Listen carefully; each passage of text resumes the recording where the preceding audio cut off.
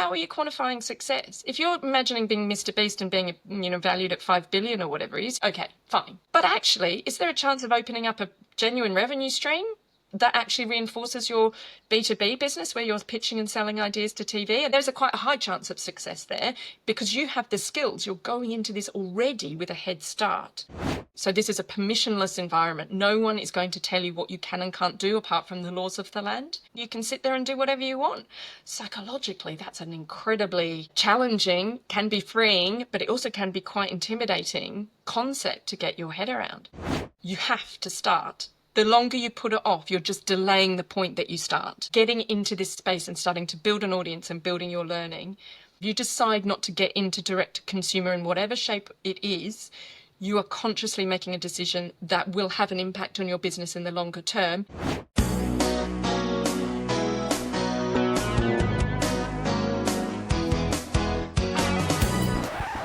You're listening to the second part of a two-part interview. If you missed the first part, go back to the previous episode. What's holding people back? Why aren't more freelancers and producers jumping into YouTube? I spend a lot of time with producers, and the conversation often goes the same way, which is often with freelancers, but not strictly, which will be going, goodness, I'm going to try and get this job in TV. Should I position myself in this way or not sure? And then we have the YouTube conversation and they go, God, yeah, that sounds really exciting. And then the conversation usually ends up going back to, but I think I might position myself in this way in the TV market. And I get it. I get it because they have lives and mortgages and children, and it's what they know. So I understand that.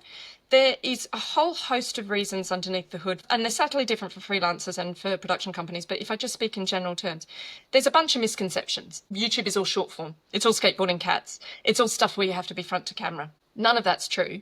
It can be true if you want it to be true. If you want to make a channel about skateboarding cats, go for it. I'm sure you'll find a market. But none of that's true. They're looking for clear sets of rules, of ways of being in an environment which is utterly boundless. And it's utterly up to you. So this is a permissionless environment. No one is going to tell you what you can and can't do apart from the laws of the land. Whoa, that's quite daunting if everything you do is completely built around a single gatekeeper. Can I get my idea away via that TV commissioner? That TV commissioner has to convince their boss that convinces their boss. And then when I'm making it, I have to go back through that viewing process because I have to please that gatekeeper to get this project through. It's completely different from a YouTube environment when no one is going to tell you what to do. You can sit there and do whatever you want. Psychologically, that's an incredibly challenging, can be freeing, but it also can be quite intimidating concept to get your head around. Over and above that, there's a whole other bunch of misconceptions, such as around the chance of success. Is it a misconception? It's probably an element of realism or cynicism attached to it, probably realism. The chance of success is low. Well, how are you quantifying success? If you're imagining being Mr. Beast and being, valued at 5 billion or whatever it is, yeah, probably. Okay, fine. You've got a very low chance of being Mr. Beast. But actually, is there a chance of opening up a genuine revenue stream that actually reinforces your B2B business where you're pitching and selling ideas to TV and then being able to go to brands? No, there's quite a high chance of success there because you have the skills. You're going into this already with a head start against all the other people that you're competing with who haven't got the production skills that you have. They have other skills. And so where you've got to do is meet in the middle where the skills they have and the skills you have, hopefully even, can come together. And you're greater than the sum of the parts. And within TV, there's a whole host of stuff. There's the economics. TV is a low margin game. Most production companies, they're often not going to the market like tech companies are and going to venture capitalists or whatever to finance this type of thing. And the structure, as I've mentioned about gatekeepers, is not that DIY, up to me, free form, I'm free to smash through boundaries. Telly is a very structured and hierarchical market. And if you've been trained in that market, it's quite hard to break free of those mindsets because that's what's got you to where you've got to. And then there's just this culture within the digital space, as I sort of said, which is sort of almost relishing breaking rules. And TV is much more focused on breaking rules within the format, within the show, or innovating within the concept of the story or the idea, not necessarily outside of that in terms of distribution or business models themselves or audiences or all of that. So it's just, it's different. And all of those things come together to make it a challenge, both economic, cultural, and also psychological, that has prevented TV people getting into this space. However, all I would say is, well, why not you? Why not you? If you have managed to make hit shows, sell shows, that's hard. Being a salesperson's really hard. You've got hit shows on network, and there are people with no TV experience knocking it out the park, making videos. Why not you? Once you realise it could be you. Once you're over that, then, my goodness, I think that's when we'll start to see some real shifts in the market. It's interesting. Some of what you're saying is kind of a mindset, and you do talk about the mindset of YouTube. Is this what you mean? You kind of have to get yourself into a different frame of mind to even enter into this space fully? I think so. So I've met lots and lots of TV production companies who say, well, we tried YouTube, we tried it, didn't work. And when I look at the content that they produce, sometimes funded by YouTube, you know, back when they were doing originals and YouTube Red, etc. When you look at the content, it's great content. It's great content. You know, it's classic, beautifully produced, excellent television content would naturally sit on primetime television. And there is a key principle or a key concept at the heart of working online, which is very different to television. And it's got a name, it's called test and learn, it's got iterative is another way it's described, and minimum viable product, MVP. If you work in building apps or services or anything within the digital space, MVP is a very commonly known phrase. And what that means is building the minimum thing that you can get out the door, put it online, see if people start using it, and then iterate on top of that. That is 100% different for television. Television, it's all behind the curtain. It's all made behind the curtain. All of the iteration, all of the testing, everything is done behind the off screen from audiences, so that when TV launches, here's this beautiful, perfectly made product. And, you know, of course, TV producers are going to go, oh, I could have done with another week in the edit, or I hate that bit, or whatever. But in general, it is a high quality, highly polished piece of content.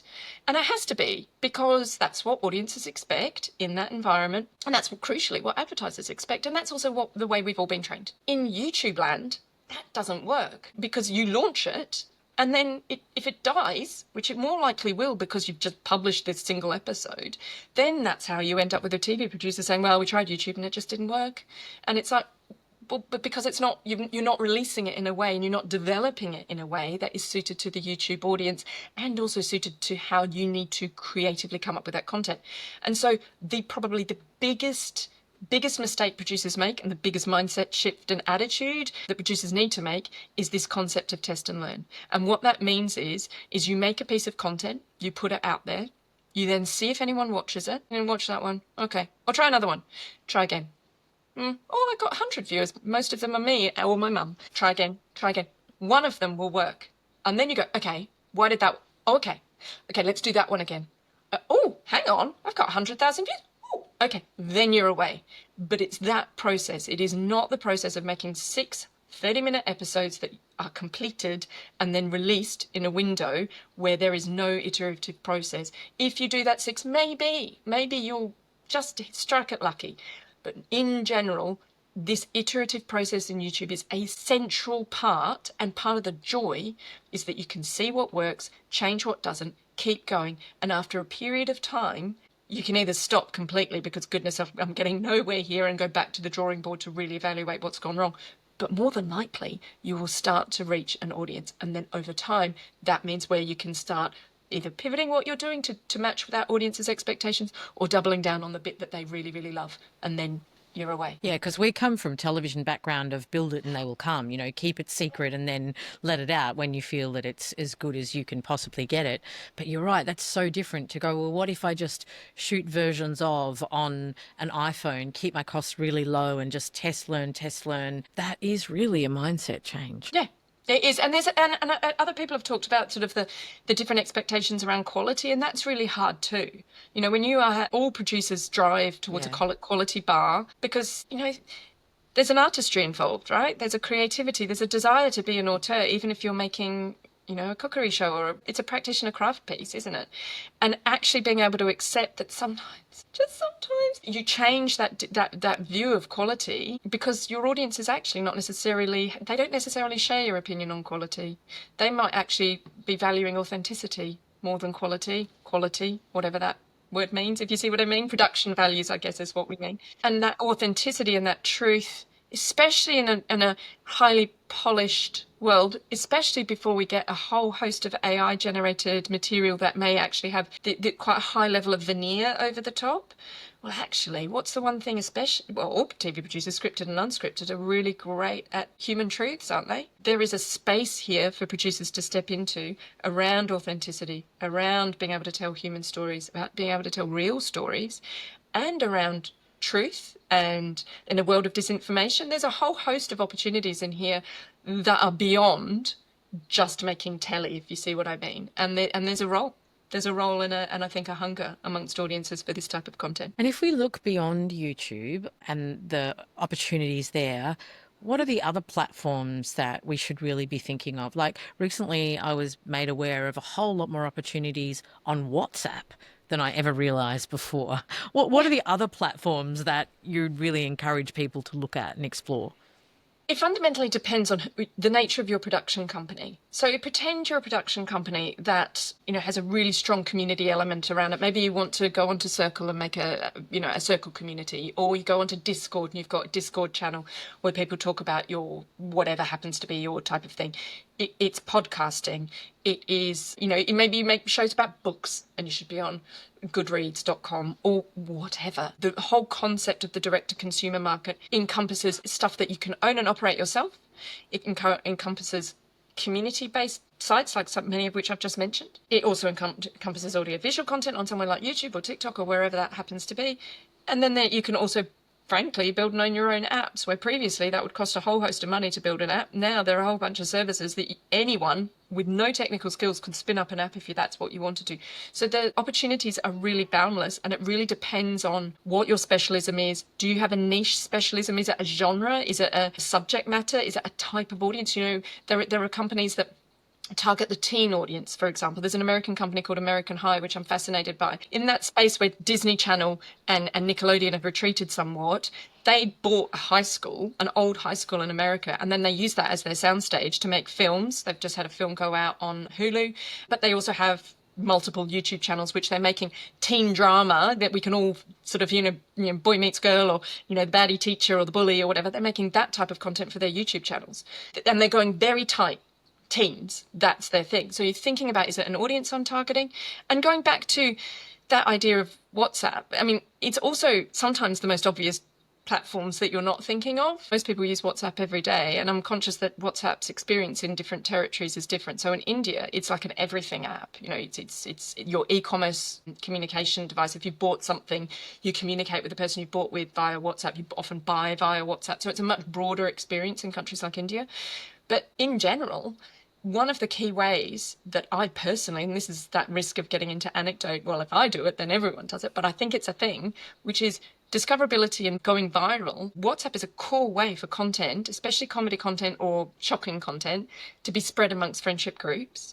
So there's not a lot of data on that, but I think that will become a key behavior, being aware that getting into people's feeds, the same, they've got messages from their friends, they've got messages from their family, and then, oh, hang on, there's this clip as a marketing device. And then separately, there are channels. So within WhatsApp, there are broadcast channels that you can create. Anyone can create them. So you can create a broadcast channel, you get people to follow it, and then it's a one-way out system. So it's not a chat. So for producers, especially producers going, oh God, I don't want to get into managing communities. That feels like a minefield and it takes up way too much time and I don't really know how to do it. You can have a community where you own the contacts. So these people, they are in a relationship with you in that channel. And then you can send out, hey, I've got a show going on, or what do you think about this idea? You can have thumbs up, thumbs down. So you can have polls, links to a website. Please fill in this survey, whatever it happens to be. Come and watch this show, etc. So WhatsApp is one of those things that there are a whole host of things like that, just chuntering along in the background that make you suddenly go, oh, that's a new thing. I hadn't thought of that before. The channel thing was what really surprised me recently, because you can follow someone, and as opposed to Facebook where you might not get those messages, when someone posts in their channel on WhatsApp, and I follow people in Telegram, it's the same thing. You get that message every time. And if you go to that channel, you can see, oh, I missed 4 messages, and you will see all of them. Like, it is incredible. If you're a production company and you're like, we want to get into this space, there are some new roles emerging, right? It is about reshaping. What are some of those roles you see that you need to think of if you're like, yeah, I can see this is an opportunity that we need to start utilising? So there's roles and there's also structure and commitment. We all know that in companies, culture comes from the head. And this is, if you want to get into this space, it is quite a common practice to give it, frankly, to the office junior and then say, you go off and do that because you understand this stuff. I would urge any company wanting to get into this space to not do that. You obviously involve the, dare I say, the office junior, but you have to own it from the head of the company. There has to be complete buy-in from the head. It has to be treated as seriously as your Netflix strategy or your streaming strategy. It has to be an agenda item in your development meetings. You all need to talk about it all the time. This has to be part of who you are and what you do. It is not a separate standalone venture because it will wither and die. This is a new way of thinking that needs to be baked into the heart of your company. So separate from that is about new roles. Say you want to do a particular type of channel that happens to have some acquisitions in there. So maybe you have a whole bunch of rights in your catalogue that you can use, but you may want to acquire other content and buy that in from someone else. So you need an acquisitions person. Community manager, sometimes they're called, like if you could call it a YouTube channel manager. It's someone who actually understands how to look after a community, how the YouTube engine actually works. You know, it's a practical skills-based job. And then there's around the actual end-to-end process of coming up with ideas, creating ideas, someone who can shoot, edit, and package. The one thing that I've not mentioned, I mean, along with all of the other essential things that you need to know in this space, probably the number one, which sounds incredibly trivial, but it's the thing that TV leaves up to the broadcaster, that is the thing that TV production companies need to really, really understand, is 99.999% of the reason that someone clicks on your video is because of the thumbnail and the title. You can make them best video in the history of videos. And if your thumbnail sucks and your title is incoherent, then no one will click on it. I mean, I watched a Mr. Beast video where he just goes, the title and thumbnail are everything. The title and thumbnail are everything. And he's right. You know, A, it's coming from him, and B, he's right. So having that in the front of your mind is absolutely essential to being able, and having people who understand that and then use the tools to test. And in YouTube, you can do A/B testing as well. So you can use one title and one thumbnail and another title and another thumbnail. And hey, 10 people clicked on one and 100 people clicked on the other. There's your answer. So that role is an essential part. And part of this comes back to how much money do you want to put into this? You might have money. People listening to this might be a large production company and be willing to really double down and say, this is a new strategy and we're really committed to it. For smaller companies, they may just go, oh goodness, I just don't have the bandwidth. Well, there are bare minimums that you can do to get yourself into this space. But it's, dare I say, a bit like a diet. You know, you have to start. So if you say, I want to lose weight, but I'm going to start next week or next month, well, you're not losing weight until you start. This is the same. You have to start. The longer you put it off, you're just delaying the point that you start. Getting into this space and starting to build an audience and building your learning.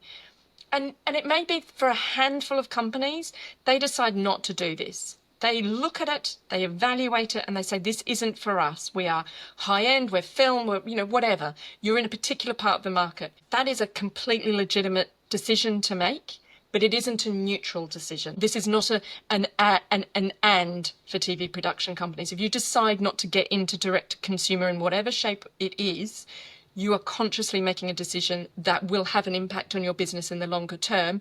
Again, it may be the right decision for you, but as long as you've done that consciously rather than just think, oh, I can ignore this, it's got nothing to do with me, it's peripheral, that would be my recommendation to any producer listening to this. Can we talk about innovative sources of finance? Because a lot of this does come down to the money. Are you seeing new opportunities emerging for producers and production companies to make the money of these platforms work, and where from? I mean, people often say innovative sources of finance. I think I might write something about it because it is just sort of like everyone goes, aha, I think we need an innovative source of finance. Well, what would that be then?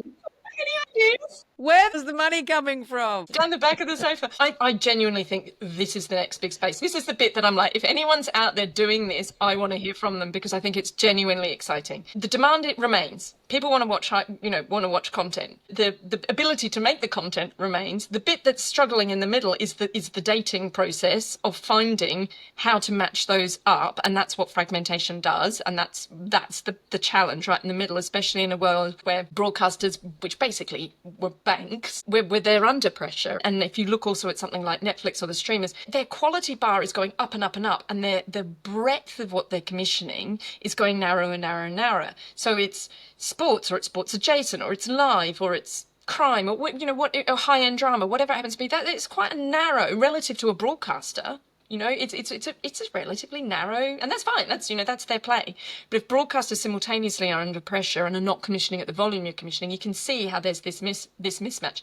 So when people talk about innovative sources of financing, they're usually talking about branded content, direct to consumer, some form of self-financing. There's stuff around private equity money. There's various funds that are starting to move around in this space in certain territories. So if you look at the particular examples that I can give, so self-financing is what a very well-known one is. Mark Duplass, he's an actor, who's in The Morning Show. He self-financed a series called Penelope, which then was picked up by Netflix. That's one example, and people go, well, I'm not Mark Duplass. But ultimately, it is that model about, I'm going to pay for something myself. It's an old acquisitions model in a way. It just happens to be you who's paid for it. And that actually works in other spaces, especially in kids, I think is probably a key space, a key area for that. You can look at creator finance, which is not the same as self-financing, but sort of a little bit. If you look at something like Glitch Studios with, Amazing Digital Circus, Alan's Universe that I've just mentioned, there's quite a few examples here where creators are creating television-esque content. I mean, what is TV-esque content? It's just high quality narrative audiovisual stories. They're selling it. It's like an old school distribution deal, isn't it? They're selling it to Roku or Netflix or Amazon or whatever, and they're often selling it territory by territory. You've got brand financing or branded content. That often, certainly in this country, has often been a bit more activation based. So you might have a TV show and then there'll be some sort of digital spin-off that comes off the back of it, or it's advertiser funded programming, but it's never quite landed at the scale that I think you'll start to see soon, where it is actually much more integrated, that the brand is integrated in a more organic fashion, less, badging. I think that is going to be a big growth area, especially. It works in cookery shows, right? Where you've got the pans and, Jamie Oliver does a series with Teefel, and that all works brilliantly because he's using the pans all the time. So it doesn't feel clunky. Often outside of that, it can feel a little clunky. And I think we'll see a lot more of that type of activity. I've mentioned private equity. And then the other big one, people talk about crowdfunding, and that all makes people go, oh, that, because it's often used in indie film. It's not necessarily worked to any great degree, and it's not been in the more populist spaces. It's often in quite specific niches like horror or, as I said, or indie film. But you're seeing Patreon as a major way for production companies or producers and creators to monetize their audience. And that works across lots of different platforms. So it works across a lot of podcasting, actually, is this type of money that comes from Patreon. So it's not just you're making advertising money on a podcast, it's you're making money via Patreon, where you make specific exclusive content for that audience or whatever it is that you happen to want to offer them. So if you look at a show like Time Team, so Time Team is the Channel 4 archaeology show, it hasn't been on TV for years. There's a massive archive of programs. Well, the Time Team, that's too many teams. The Time Team production company, they have a Patreon. They have YouTube channels where they've got all the old content, they've got new content, and they have a Patreon where they are getting about £80,000 a month from their audiences that they are then able to use to fund new digs. That 80,000 is my guess based on how many people they have and how much their average monthly cost is. But they're making chunky money because people really love archaeology. And they really want to see what happens if they go and dig up. Will they find another Sutton Hoo or whatever it happens to be? It's people who are passionate about archaeology. So it is not just indie film or horror or particular genres. It can also be mainstays, staples of a TV schedule. With the right genre and the right attitude, you can actually end up generating revenues from your audiences because they're fans. They care about what you're doing and they love you. And getting into that world of fans rather than passive audiences, I think, is another big mental shift. Yeah, I spoke with Professor Amanda Lotz recently, and she was talking about the end of mass media and the rise of these niches. And that these niches, they have a love for content. They're not just tolerating it, they love it. And therefore that does activate payment. I could talk to you for so long. One more question, and then my big final question about your big idea to pitch the industry. What is inevitable about the television industry at this point, and what's the advice that you could leave people with? I'm always wary about predictions. Maybe I'm so long in the tooth I've been listening to digital people go, oh yeah, this is what's going to happen, and then it never does. You remember Second Life? Or Evo? Yeah. Google Glasses? I mean, maybe this stuff will come back. Meta's got its glasses. Maybe we will walk around with glasses, but thus far, humans haven't quite adapted into that space. Saw a great TED Talk the other day. They're coming, believe me. Yeah, exactly. I'm sure they will. It's that thing where predictions often happen, but nowhere near in the timescale that people predict, and then the change that does come is much more profound. So my advice for TV production companies is it's not going to go back to how it was. That is the big thing. I talked to quite a lot of TV producers who are like, well, we've been here before. TV's cyclical, right? It does that. Like many other industries. So we're just in that bit and then it will come back. Yes, of course it will come back because COVID and all of these various other variables were so profound, but it's not going to go back to how it was because of these trends of fragmentation and convergence. That change is now happening and we're in it, and that's the new future. And so really, there's tons of opportunity, but adapting to the concept of change being the new normal, getting excited by it and getting comfortable with it, that is a key process, a key psychological process, I think, that most TV production companies need to go cross that Rubicon, and then from that start planning on, okay, what does that look like really for my business? How do I structure my business once I've accepted that as the new reality? Jen, we're going to make sure that there's a link to your Substack in the show notes, and I strongly suggest listeners that if you want to stay across all of this and Jen's great, thoughtful, insightful thinking and practical advice, that you go and subscribe to that. It's called The Business of TV. I always finish the podcast with asking guests to pitch one big idea that would make the industry better for all of us. So, Jen, can't wait to hear it. What's your big idea? I don't really have a single big idea. I'd end up with a very long list and you'd still be here in an hour and a half. I think the biggest issue that we should all be aware of is the potential around generative AI. Half of my feeds are full of people going, look at this, it's amazing. I made this show, look, it's like Star Wars. And it's like, yeah, because it's been trained on Star Wars. So that's lovely, but if you don't have the original material of Star Wars, then you won't have anything. That is being trained on someone's original creations. If we can sort out the copyright issue so that copyright is protected for producers and creators, then the potential for generative AI as a tool to tell new stories, blended with authentic capabilities and the skills and the expertise that we've talked about for TV producers, that has a real potential to really help us as an industry tell stories and reach audiences. And the reason I think it's so important for TV and film to be across this, embrace this, and a whole host of other stuff going on with it, is that market out there, that mass of creator market out there, they're going to do it anyway. So if we leave it up to them, then we're going to have a real problem on our hands. Being able to embrace generative AI while protecting our copyright and doing it in a innovative way and being at the forefront and the leadership of using this technology to tell amazing stories, I think we have to be in this place, and that is the next big phase for TV and the film industry. Yeah, I think you're right. Jen, thanks so much for joining me. I really appreciate your time.